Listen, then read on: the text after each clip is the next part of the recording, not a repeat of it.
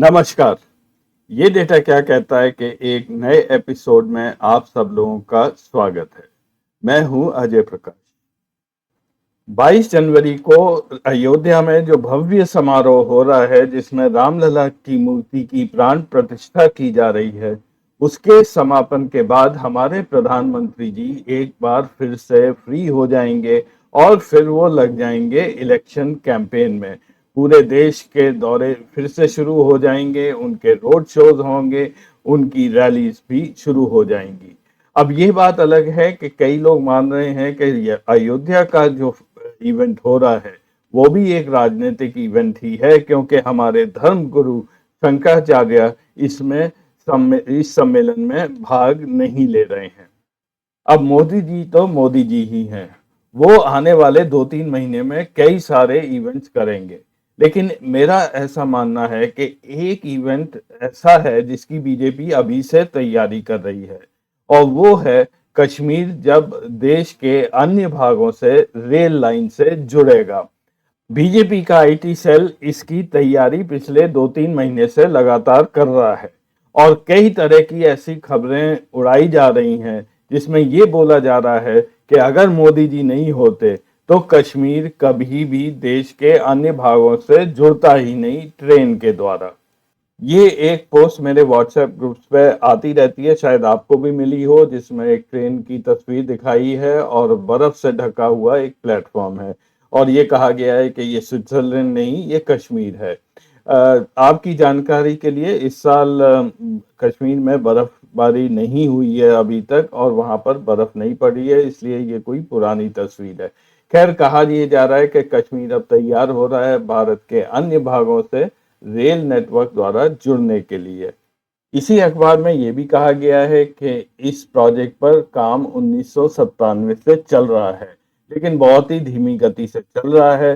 जब मोदी जी आए तब ही इस कार्य में तेजी आई। उनके इस अखबार के हिसाब से पहले केवल 700 से 800 करोड़ एक साल में पैसा दिया जाता था, लेकिन 2023-24 के रेलवे बजट में मोदी जी ने 6000 करोड़ इसको दिए, जिसकी वजह से ये प्रोजेक्ट खत्म हो पा रहा है। अब इस खबर में फिर से कुछ सही है, कुछ गलत है, कुछ सच है, कुछ झूठ है, और इसमें झूठ ज्यादा है। और इसी नैरेटिव को हमारे मनोज सिन्हा जी, जो जम्मू कश्मीर के लेफ्टिनेंट गवर्नर हैं, वो भी अक्सर यही बात बोलते रहते हैं कि प्राइम मिनिस्टर की देखरेख में जितना प्रोग्रेस रेल प्रोजेक्ट्स में जम्मू एंड कश्मीर में हुआ है वो पहले कभी नहीं हुआ। एक और बड़ी अटपटी सी खबर आ रही है, उसके बारे में भी मैं आपको बता रहा हूँ। खबर ऐसी आ रही है कि भारतीय रेलवेज ने एक वंदे भारत एक्सप्रेस ट्रेन उधमपुर श्रीनगर बारामूला के लिए अलोकेट कर दी है। जम्मू एंड कश्मीर में चलने वाली ये दूसरी वंदे भारत ट्रेन होगी। पहली वंदे भारत ट्रेन दिल्ली से कटरा ऑलरेडी ऑपरेशनल है। लेकिन इसमें अटपटी बात क्या है? अटपटी बात यह है कि अभी तक बनिहाल और बारामूला के बीच में डीएमयू यानी कि डीजल मल्टीपल यूनिट यानी कि डीजल पर चलने वाली गाड़ियां चल रही हैं। इलेक्ट्रिफिकेशन वहां पर बारामूला से काजीकुंड के बीच में 2020 से ये प्रोजेक्ट सैंक्शन हुआ था। ये काम चालू है, लेकिन अभी एनर्जाइज नहीं हुआ है।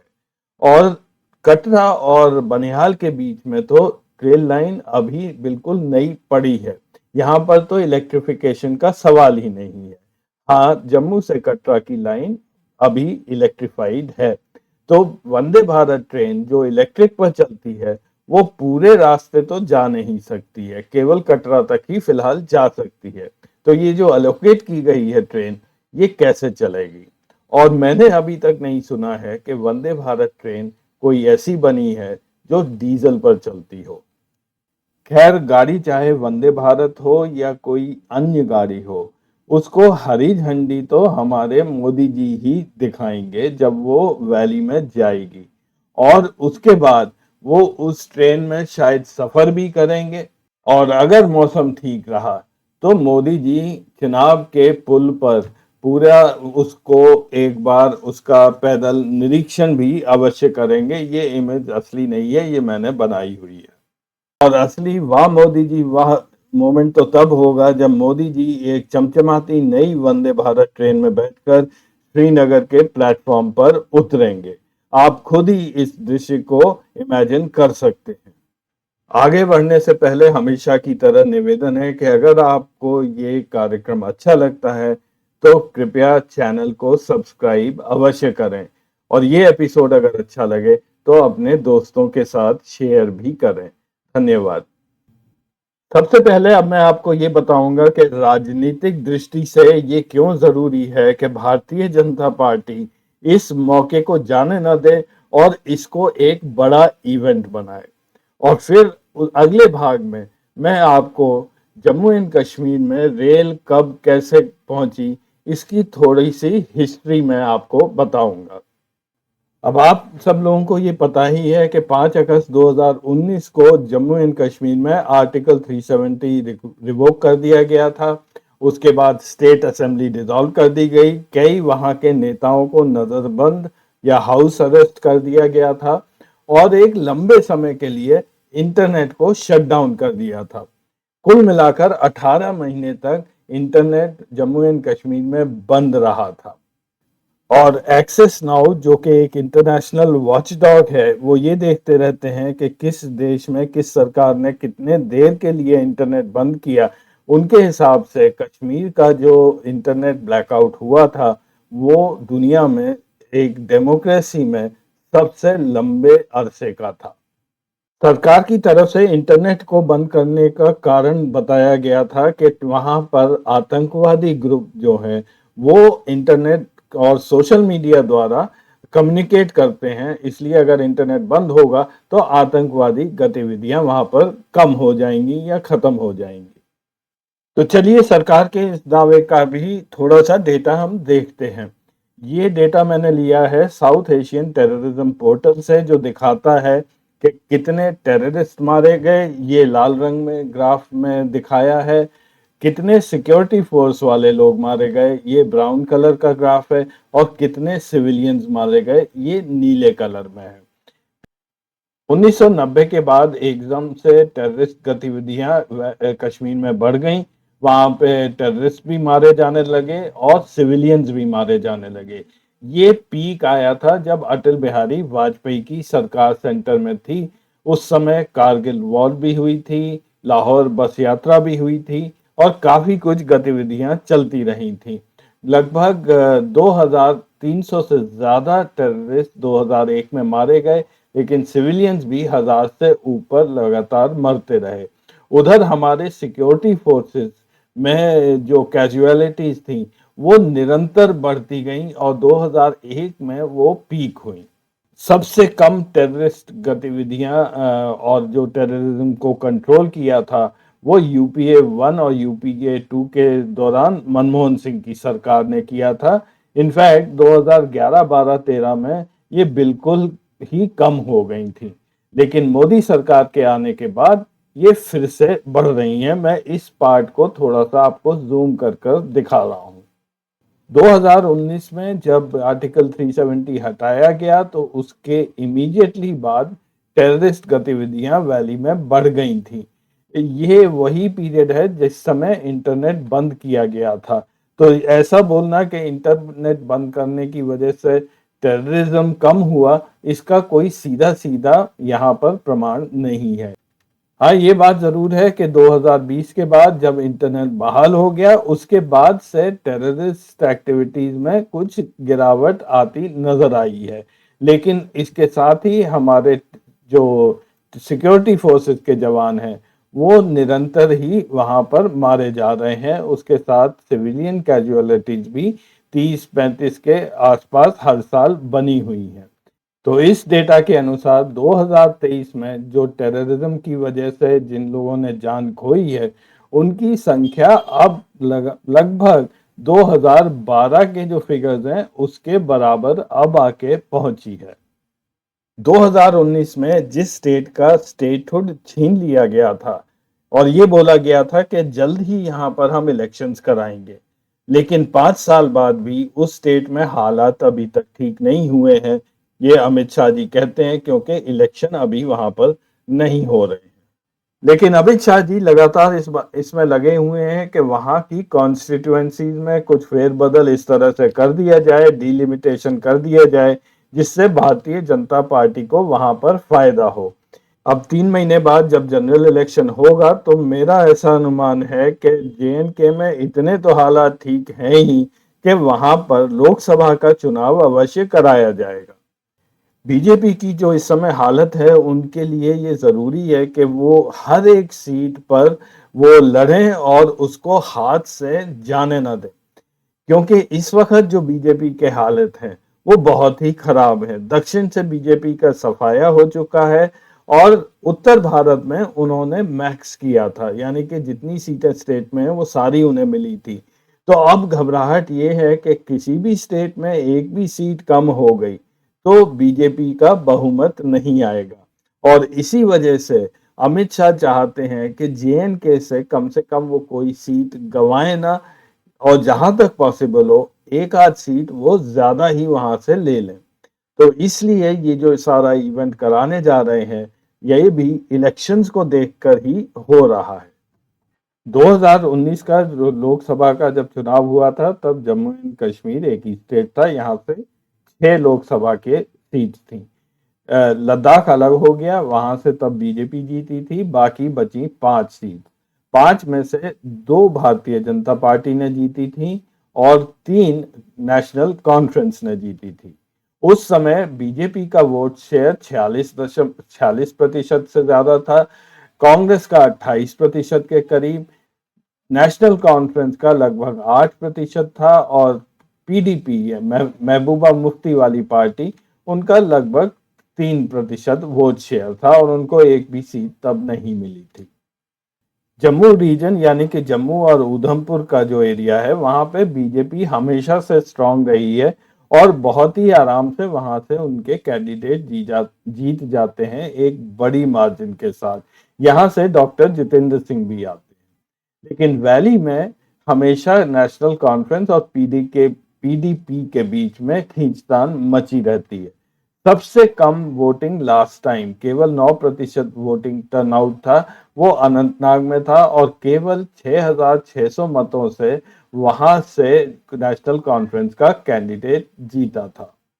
बीजेपी का ऐसा मानना है कि क्योंकि गुलाम नबी आजाद अब अपनी पार्टी बना चुके हैं तो कांग्रेस का चैलेंज जम्मू एंड कश्मीर में खत्म हो गया है। और इधर अमित शाह ने अनंतनाग कॉन्स्टिट्युएंसी को लेकर कुछ फेरबदल किया है। पुंछ के कुछ इलाके अब अनंतनाग कॉन्स्टिट्युएंसी में जोड़ दिए गए हैं। इससे जो पुंछ का बीजेपी का एक जो वोट बैंक था जो उनके फेवर में वोट करता था वो अब अनंतनाग कॉन्स्टिट्युएंसी में जुड़ जाएगा। तो बीजेपी का मानना है कि वो अनंतनाग सीट भी इस बार जीत सकते हैं, यानी कि 5 सीट में से वो 3 जीत जाएंगे। तो इस एक सीट के लिए ये जरूरी है कि मोदी जी वहां पर वंदे भारत ट्रेन लेकर बनिहाल से काजीकुंड होते हुए अनंतनाग होते हुए बारामूला तक सफर करें। अब मैं थोड़ा सा यहाँ के इतिहास के बारे में बताऊंगा कि जम्मू एंड कश्मीर में ट्रेन कब पहुंची थी, और ये जो एक नैरेटिव बनाया जा रहा है कि मोदी जी की वजह से जम्मू एंड कश्मीर बाकी देश से जुड़ने जा रहा है ट्रेन द्वारा, ये कहाँ तक सच है। 1947 से पहले यानी कि हमारी आज़ादी से पहले जम्मू शहर लाहौर से रेल द्वारा कनेक्टेड था और फिर लाहौर से दिल्ली तक बाकी ट्रेनें चला करती थी। जम्मू से आरएसपुरा जो कि एक गांव है बॉर्डर पर, वहां से वजीराबाद और फिर लाहौर, यहाँ पर ट्रेन चलती थी। ये नैरो गेज की ट्रेन थी। वजीराबाद से जम्मू तक का जो ट्रेन जब बनी थी उसकी जो फंडिंग थी उस समय के जम्मू के महाराजा रणबीर सिंह ने की थी। कहा जाता है उन्होंने 10 से 12 लाख रुपए दिए थे जिस पर उनको 1% का ब्याज मिला करता था। पार्टीशन के बाद जम्मू सियालकोट रेल लिंक बंद कर दिया गया था और यहाँ ट्रेन आनी बंद हो गई थी। तो जम्मू कट ऑफ हो गया था बाकी देश के साथ। उधर उस समय पठानकोट भी ट्रेन नहीं आती थी, केवल अमृतसर दिल्ली मेन लाइन थी जिस पर जालंधर पड़ता था। जालंधर से मुकेरियां का रेल लिंक 1915 में बना और 1952 में 1952 में मुकेरिया से पठानकोट जोड़ दिया गया। तो पठानकोट की ट्रेन 1952 में पहुंची थी। जम्मू शायद हमारे देश का केवल अकेला एक ऐसा शहर है जो बॉर्डर के इतने पास है। जम्मू से बॉर्डर केवल 15-20 किलोमीटर दूर है। 1965 और 1971 दोनों लड़ाइयों में जम्मू बहुत ही वनरेबल रहा था, और क्योंकि श्रीनगर जाने की सड़क जम्मू से निकलती थी, तो ये खतरा हमेशा बना रहता है कि अगर पाकिस्तानी फौजें अंदर आई और ये सड़क कट ऑफ कर दी, तो हमारा जे.एंड.के पूरी तरह से कट ऑफ हो जाएगा। इसलिए 65 के युद्ध के बाद ये कहा गया कि जम्मू को रेल लिंक से जोड़ना बहुत ज़रूरी है। ये काम शुरू हुआ, लेकिन 71 की लड़ाई से पहले ये कंप्लीट नहीं हो पाया, और फाइनली जम्मू में ट्रेन पहुंची थी 1975। जम्मू से वैली की रेल लाइन के कुछ माइलस्टोन्स का मैं जिक्र अब जल्दी से यहाँ कर रहा हूँ। 1983 1983 में इंदिरा गांधी ने जम्मू उधमपुर सेक्शन का फाउंडेशन स्टोन रखा था। फिर 1996 में नरसिम्हा राव ने 2600 करोड़ रुपए एलोकेट किए थे जम्मू से उधमपुर की लाइन पर। इस बीच यहाँ पर कुछ खास काम नहीं हुआ था, केवल वहां पर जो जमीन थी उसको फ्लैट करने का काम चलता रहा था। बहुत ही स्लो पेस में यह काम हुआ था। 2002 तक आने तक वहां पर मिलिटेंसी बहुत ज्यादा बढ़ गई थी, जैसा मैंने आपको ग्राफ दिखाया था। लेकिन 2002 के बाद जब मिलिटेंसी कम हुई, तो अटल बिहारी वाजपेयी ने इस प्रोजेक्ट को, जो जम्मू से श्रीनगर तक की रेल लाइन है, उसको project of national importance declare किया था, और कहा था कि ये टोटल फंडिंग इसकी सेंट्रल गवर्नमेंट करेगी, जो उस समय एस्टिमेट था 6000 करोड़ का। फाइनली 2004 में जम्मू उधमपुर सेक्शन खोल दिया गया। इसकी लेंथ 53 किलोमीटर थी। 21 साल लगे इसे बनाने में, 515 करोड़ रुपए खर्च किए गए। इसमें 20 मेजर टनल थे, जिसमें से सबसे लंबा 2.5 किलोमीटर का टनल था, और कई सारे इसमें ब्रिजेस थे। साथ ही साथ उधमपुर से काजीकुंड का जो रेल सेक्शन है, उस पर काम जारी रहा था। लेकिन 2008 आने पर यह पता चला कि जो अलाइनमेंट उस समय चुना गया है वो वायबल नहीं है, और सारा काम उस समय रोक दिया गया था। रेलवे बोर्ड ने एक नई कमेटी बनाई और दोबारा से सर्वे करने को कहा। इस वजह से लगभग 4 साल का काम व्यर्थ गया था। जून 2009 के बाद दोबारा से कटरा काजीकुंड सेक्शन पर काम शुरू किया गया था। अक्टूबर 2009 में उस समय प्रधानमंत्री मनमोहन सिंह ने अनंतनाग से काजीकुंड वाला सेक्शन इनॉग्रेट किया था। इसके बाद से काजीकुंड से बारामूला तक वैली के अंदर ट्रेन चलने लगी थी। 2012 आने तक पीर पंजाब रेलवे टनल, जो बनिहाल को काजीकुंड से जोड़ता है, जिसकी लंबाई 11.2 किलोमीटर है, ये तैयार हो गया, और 2013 तक यहाँ पर ट्रेन चलने लगी, बनिहाल से लेकर बारामूला तक। 27 जून 2013 को पहली गाड़ी चली थी। उसको हरी झंडी मनमोहन सिंह, सोनिया गांधी, और उस समय अगर आप फोटो देखें तो गुलाम नबी आजाद भी वहां पर खड़े हुए हैं, जो उस समय वहां के मुख्यमंत्री थे। और 4 जुलाई 2014 को पहली गाड़ी दिल्ली से उधमपुर होते हुए कटरा पहुंची थी, और इस गाड़ी का भी उद्घाटन नरेंद्र मोदी जी ने कटरा स्टेशन पर जाकर किया था। अब ऐसा भी कई लोग मानते हैं कि ये सेक्शन दिल्ली से कटरा तक का बहुत पहले तैयार हो गया था, लेकिन कमिश्नर ऑफ रेलवे सेफ्टी ने ये इसको परमिशन नहीं दी थी इलेक्शन से पहले। इलेक्शन होने के बाद ही ये परमिशन दी गई थी, इसलिए नरेंद्र मोदी जी ने इसका उद्घाटन किया, ना कि मनमोहन सिंह ने। और जहां तक उधमपुर से बारामूला रेल लाइन के खर्चे का सवाल है, तो यह इसका बजट 37,012 करोड़ रुपया बताया गया है, जिसमें फरवरी 2023 तक 33,414 करोड़, यानी कि लगभग 90% पैसा खर्च किया जा चुका था। हो सकता है दिसंबर तक ये 95% तक पहुंच गया हो। ये फिगर्स दिए हैं चीफ एडमिनिस्ट्रेशन ऑफिसर, जो उधमपुर श्रीनगर बारामूला रेल लाइन में जो अधिकारी हैं, श्री एस पी माही, उनके द्वारा ये फिगर्स कोट किए गए हैं। तो कश्मीर में रेलगाड़ी कौन लाया ये तो आप लोग समझ ही गए होंगे। अब कुछ लोगों की किस्मत ऐसी होती है जिसे अंग्रेजी में कहते हैं they will be there at the right moment. सही समय पर वो वहां पहुंच जाते हैं। काम कोई और करेगा, इनोवेशन कोई और करेगा। तो आज के एपिसोड में बस इतना ही। अगले हफ्ते फिर मिलेंगे कुछ नया डेटा लेकर। तब तक के लिए नमस्कार।